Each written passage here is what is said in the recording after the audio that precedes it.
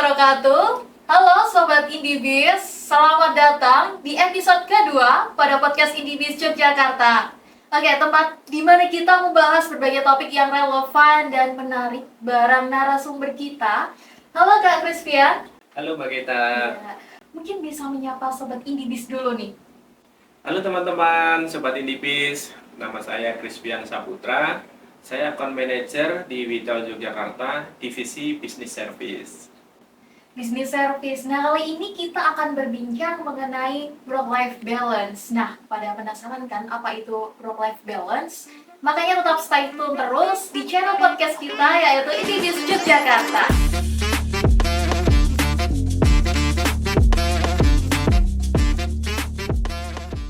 Nah, Kak Fian, tadi kan terkait dengan business service nih. Ya. Kak Fian sebagai account manager. Nah, Ya. account manager itu sendiri kerjanya ngapain sih?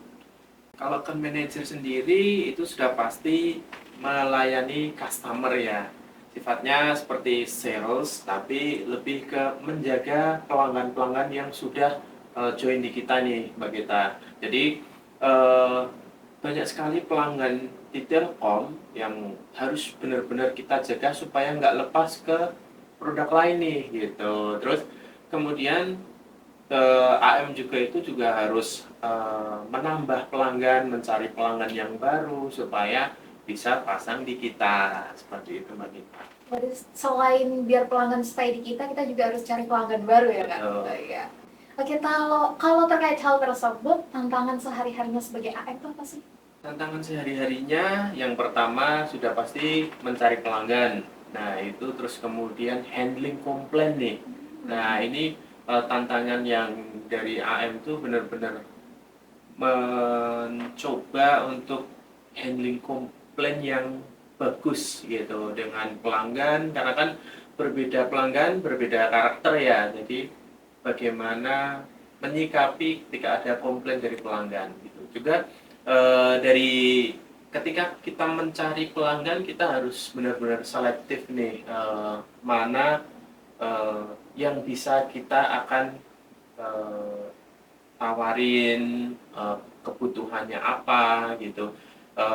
Kita harus bisa menggali di pelanggan tersebut gitu. Dari pekerjaan AM sendiri, apakah mengganggu dalam kehidupan sehari-harinya Kakak? Jadi AM itu enak sebenarnya. Jadi bisa ketemu dengan pelanggan, terus kemudian menambah link.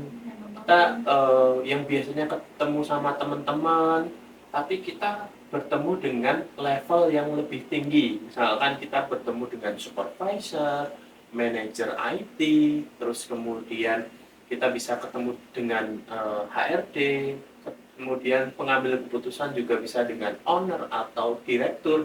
Kita tuh bisa enak, bisa kenal, bisa menjadi teman juga nanti.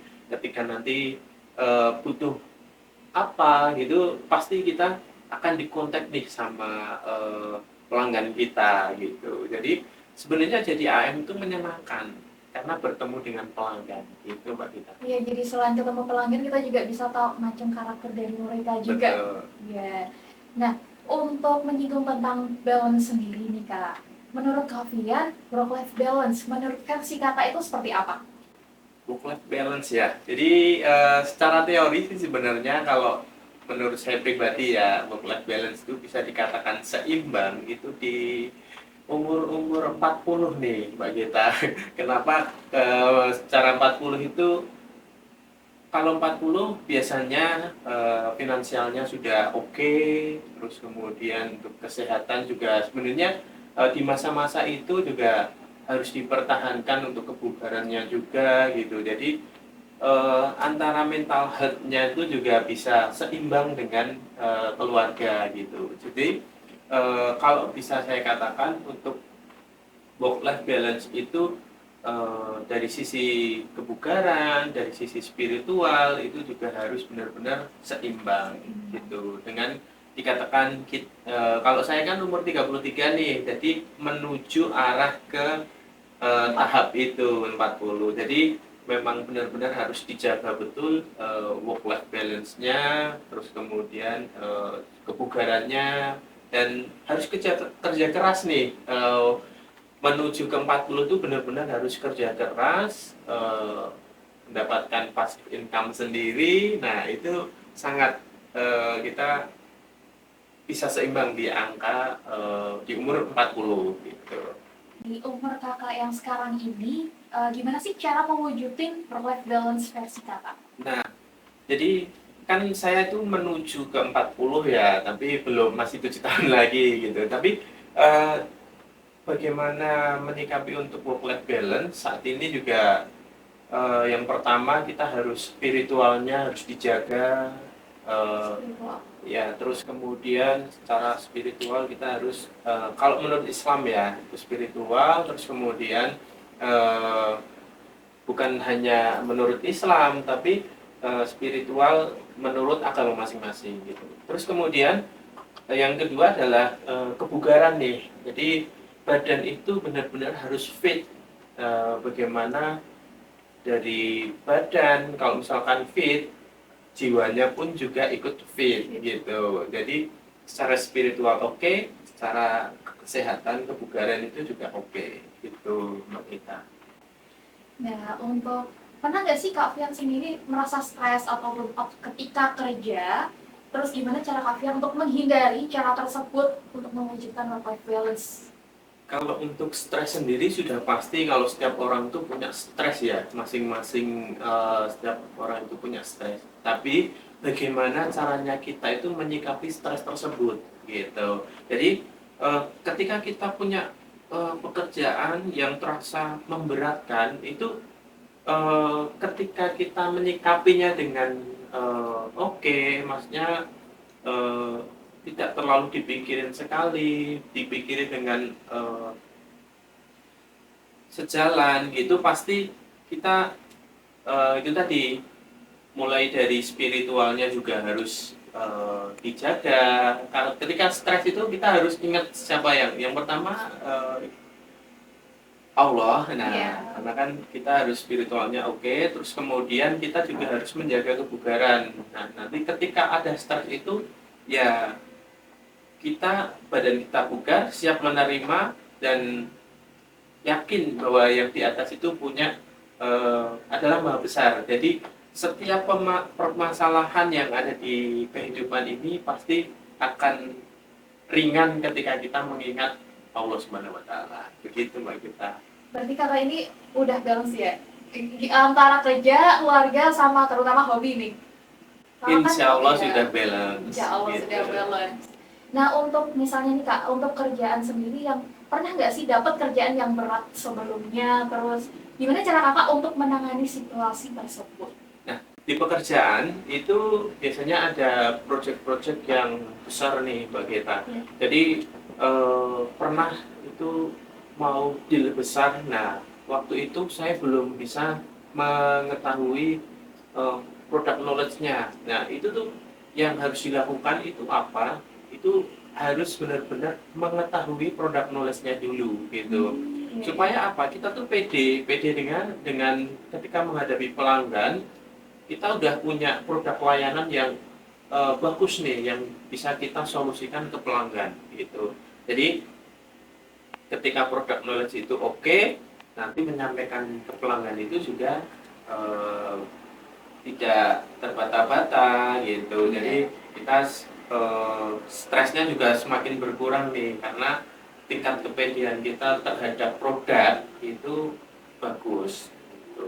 Berarti pentingnya ya Sobat Indibis terkait dengan produk knowledge, jadi biar kita sama pelanggan tuh nggak terbata-bata. Nah, Kak Fian, terkait dengan work-life balance, terutama untuk perusahaan Telkom sendiri, apakah udah mendukung dengan adanya work-life balance ini sendiri? Dari hobi atau dari dengar-dengar suka futsal ya Kak? Iya betul. Iya, benar sekali Mbak Geta. Di Telkom sendiri juga ada nih kegiatan setiap minggunya di tiap hari Jumat kita tuh pasti ada futsal, itu bersama dengan Pak GM juga. Iya. Nah itu setiap Jumat itu kita futsal bersama teman-teman Telkom gitu. Jadi anak magang pun juga biasanya kita ikutkan gitu. Jadi ketika kita itu menjaga kebugaran, work life balance-nya kita tuh sudah terjaga gitu. Jadi pekerjaan yang tadinya stres, terus kemudian kita dikasih hobi nih, hobinya adalah futsal atau sepak bola. Nah itu bisa untuk menyeimbangkan antara pekerjaan sama kehidupan sehari-hari gitu Mbak Gita. Kira-kira ada nggak sih dampak positif yang Alfian rasain ketika menerapkan work-life balance ketika bekerja? Untuk dampak positif sendiri pasti ada Mbak Gita, karena kita secara psikologi harus menyeimbangkan kehidupan kita itu tadi dengan mental health kita itu bisa terjaga, terus kita jadi lebih pede, terus bisa tahu karakter-karakter orang, terus lebih banyak link, terus kemudian itu bisa menjadi kayak mediasi, saling bertanya apa sih permasalahan atau bisa kita solusikan seperti apa. Nah itu bisa kita ngobrol dengan orang, itu sebenarnya juga salah satu work life balance juga Mbak kita. Dengan cara tersebut kita Ya. bisa menerapkan work-life balance. Ya. Nah, terakhir nih Kak, sebelumnya apakah ada saran nih untuk Sobat Indibis terkait dengan penerapan work-life balance? Saran yang bisa kita pakai barangkali? Sarannya itu tadi ini izin ya Mbak Geta mengutip salah satu ayat di mana kita harus hablu minallah, hablu minan nas. Jadi kita secara spiritual itu harus berpegang teguh kepada Tuhan Yang Maha Esa. Terus kemudian hablu minan nas, kita sesama manusia itu juga harus berhubungan baik gitu supaya nanti seimbang antara spiritual kita sama manusia seperti itu. Ya, dan ini Kak, sebelum kita berakhir nih, padahal materinya ini topik yang kita bahas nih daging banget. Nah, kita ada kuis cepat, jawab cepat, nanti Kakak tinggal pilih antara mitos atau fakta, nanti pertanyaannya dari saya. Siap. Sekitar ada 7 pertanyaan, boleh kita mulai? Siap. Oke, pertanyaan pertama, mitos atau fakta kalau pekerjaan sales harus bisa negosiasi? Fakta. Mitos atau fakta kalau pekerjaan sales itu kurang menghasilkan dan tidak ada prospek karir? Mitos. Mitos atau fakta kalau pekerjaan sales itu hanya cocok untuk orang ekstrovert dan upgrade? Mitos. Mitos atau fakta kalau pekerjaan sales itu perlu skill manajemen waktu? Fakta. Mitos atau fakta kalau pekerjaan sales itu mengharuskan seseorang menjadi agresif?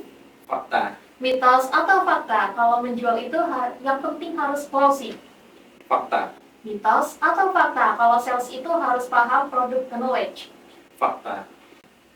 Dari 7 pertanyaan ini tadi menjadi sesi terakhir kita dalam acara podcast Indibis Yogyakarta. Nah, aku mau dengerin dong arti work-life balance menurut versi kalian, nanti bisa komen di bawah ini ya. Oke, dan terima kasih untuk Alfian untuk sharingnya hari ini. Ya, sama-sama Mbak Gita.